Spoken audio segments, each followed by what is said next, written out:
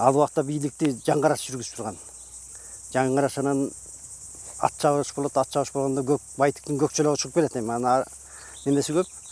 Көкчөлөгү чыгып келгенде Жаңгараш кимдики чыкты десе Байтиктин көкчөлөгү чыкты дейт. Анан кандай экен, алып келелечи жигиттер деп жигиттерине тиги Байтиктин көкчөлөгүн алдырып алат. Алдыргандан жанында жигиттер бар да. Намыстанышат, ай биздин атыбызды тартып алды. Агаң. Акталаш өзү агасы да. Анан баратканда боз үйдү тиги көкчөлөктү балдар жетелеп турган экен. Анан Жаңгараш чыгып аттын сынын карап, бутуласын карап турса Байтик келет деп айтышат да.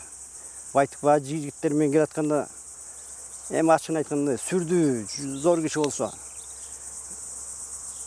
келип эми бир чыр баштайт го деп ойлогон. Анан мал эсин тапкан турбайбы деп Байтик айткан экен Жаңгарашка. Ага мал эсин тапкан экен, кут болсун байгеңиз деп айткан экен. Андай сөздү күткөн эмес да Жаңгараш. Анан 2 тыл бир чиркин сага бийликти бердим деп ошентип батасын берип жиберген.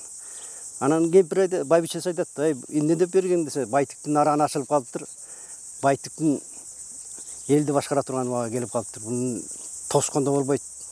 Жол ачылып турат мунуку деп. Ошо Жаңгараш ушинткен экен.